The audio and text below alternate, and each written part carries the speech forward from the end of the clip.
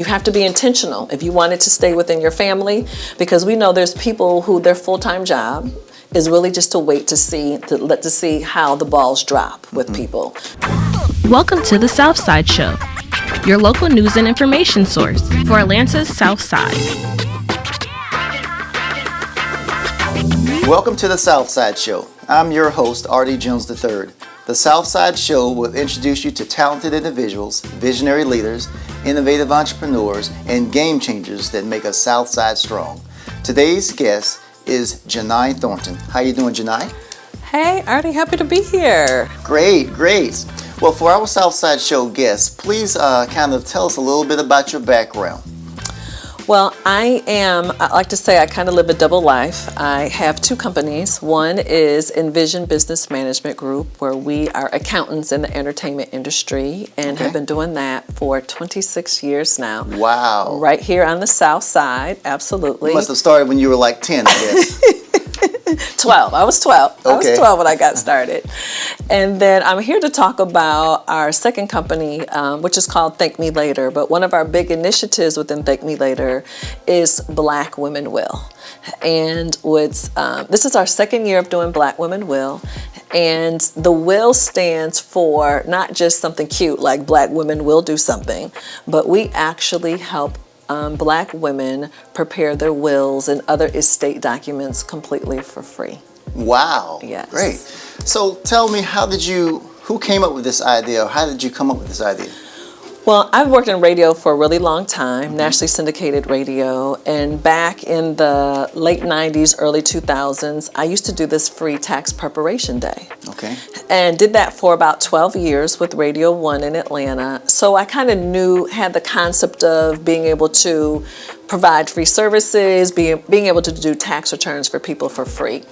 And then in radio, I would always get these phone calls from people who had a loved one who had passed away.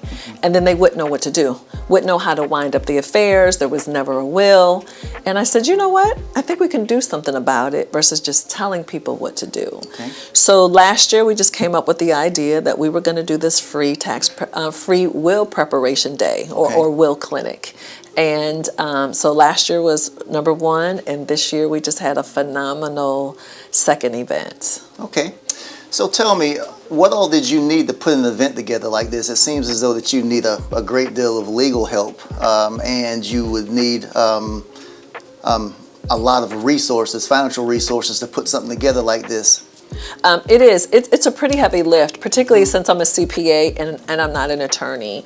So we had 65 lawyers who volunteered their time, which is beautiful, because you think these are people on average who are making about $300 to $400 an hour who volunteered their time for us that day. And so we had the lawyers. Then we had a partnership. We had a partnership with Atlanta Legal Aid, Fulton County Probate Court, GABWA, the Georgia Association of Black Women Attorneys. We had volunteers. We probably had about 30 volunteers that day. I had about 17 paralegals that day. So it's a pretty heavy lift, but the impact is really important, because a lot of times people just think about a will like, oh, these are just my documents if I pass away or if I have a loved one that passes away. But when you think about it in the context of the South Side specifically, and you're talking about regentrification, we have a lot of property that is not passing hands the right way because the people who own the homes don't have the proper documentation like a will in place. Okay. So it has significant impact on a community, not just a family, but literally a community. So we were very intentional about focusing on people who are in the Cascade Corridor specifically. Okay. So that way we know how the property values have begun to change. And the majority of those people over there don't have those documents. 80% of Black people die without a will, regardless of income or assets. So this is a solution, part of a solution to a really, really big problem. Wow. Now, is this, I guess, preparing a will, is this something that someone should do at a certain age, or can you be too young to come up with a will? I mean, when is too late and when is too early?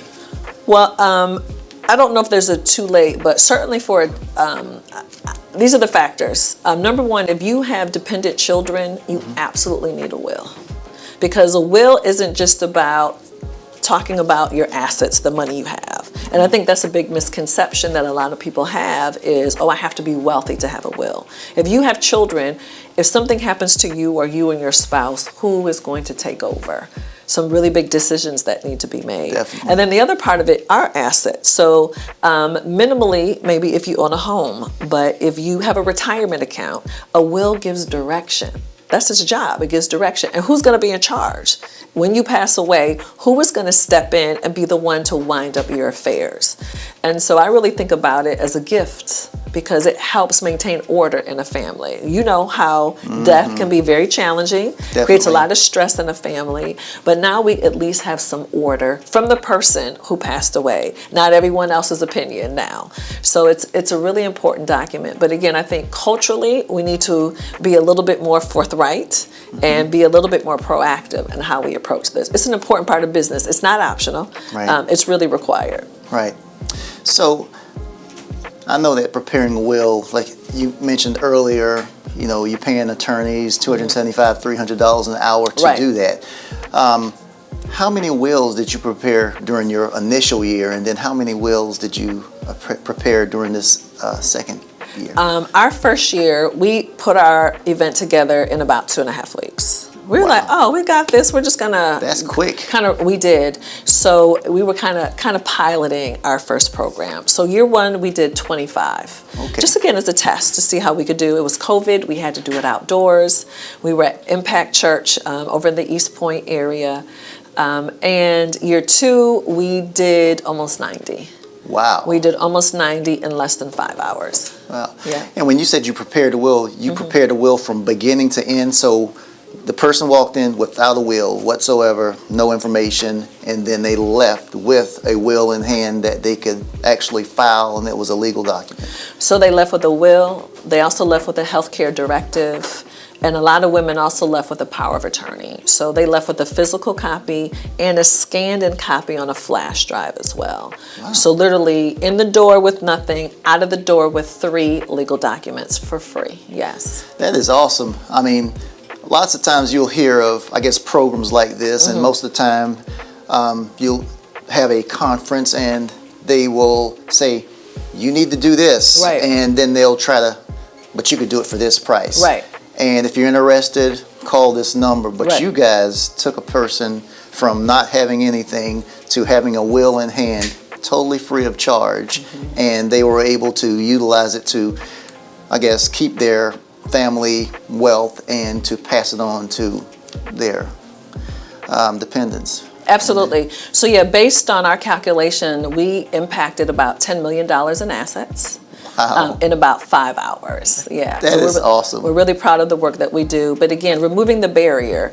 Instead of telling people what to do, you know, people are used to people telling them what to do. And most people know that they need to do it. But now we need a solution for that. And we were specifically focused on Black professional women too. So, because we're like, we know that you have assets. We know that you own a home. We know that you have a family. You know, we know that you all have an income. Those are the people that we're concerned about, because those are the people who, if they don't have their affairs in order, it's going to have, again, significant impact on their family and potentially significant impact on their community because they're homeowners. That is cool. Why is this important to the South Side? Why is, our, I guess, will preparation important? Well, I think it's really important, again, that we look at it from the community perspective, that we want to be very intentional about how we transfer our assets, whether that's commercial real estate that people own or whether it's your individual home. You have to be intentional if you want it to stay within your family, because we know there's people who their full-time job is really just to wait to see how the balls drop with people. So I think that's really important. And we want to invest and build in our community. We want people who are there who care. We want people we are setting people up for multi-generational wealth. That's why you always hear about Black people having to start over from each level, because we have not put our children in a position to inherit something instead of just having bills and problems and probate issues. Yeah. I've heard lots of talk about, I guess, within the school system that they feel that our kids should have some type of financial education while they're in school. Do you think that, I guess, teaching our young people as they are in school while they're getting this financial education that they should have a will, that would be helpful in being able to have more people in our community to be prepared for, the future? Well, I mean, I think financial education is important for children and adults. I think it's extremely important. And I think estate planning for young people to even understand what that means is important. But I do believe for this particular topic, we really need to be focused on the adults because we got to get the work done. Again, 80% of Black people, regardless of income or assets, are going to pass away without a will. That's a huge problem. That is a huge problem. This event that you put on, it's one time a year. Yes. A lot of work has to go into it. Yes. When will the next event be? Well, we're looking to do 2 in 2023. We'd like to do one probably in the summer where we will be specifically focused on seniors. And then our 3rd annual event will be sometime in November of 2023. Okay, great. And an event like this, I've seen the venue that you had for the event. I've seen everyone had free lunches. Right. They had, everything was there. Giveaways, T-shirts, dancing, music. Right. It was just an electric environment. A fun will preparation event, right. Right. So who are the sponsors? How did you pay for this type of event? We had several corporate sponsors: Bank of America, City National Bank, State Farm, Paycheck, Aprio, which is a CPA firm. And I was really able to kind of lean into some of my relationships to say, hey, we're doing something. And I think companies really understand the impact of this. And so we were able to get them to help us, because you're right, you saw the venue, which was amazing, Impact Church. People were served breakfast and lunch and all the activity. Like they say, ministry costs. It's not free to do this. So I'm very grateful for the corporate relationships and partnerships that we have. Okay. Well, that is fantastic. Is there, if someone were interested in finding out more about Black Women Will, how might they be able to do that? They can certainly go to our website, which is Black Women Will, WILL, blackwomenwill.com, and there's a tremendous amount of resources there. We have a free estate planning playbook, so if people want to begin the journey of getting their stuff organized, that free tool is out there with them. And then they can also follow us on social media on Instagram at Black Women Will. Okay. And for our Southside Show guests, would you like to leave our Southside Show guests with any closing remarks? Well, again, one of the greatest gifts that you can ever give your family is the gift of order. And I think it's really important that we're intentional and we make it a priority to get your estate affairs in order. Again, you don't have to be rich to do it, but again, make the commitment to yourself and your family to get that done. All right. Well, thank you, Janai. We appreciate you coming and talking to us here at the Southside Show. Thank you for having me. Happy to be here. All right. And it's a wrap, folks. My time is up. I'm R.D. Jones, your host of the Southside Show, bringing you the latest and the greatest that the Southside has to offer you. If you don't remember anything else from this episode, please remember this. Don't sleep on the Southside. Take care.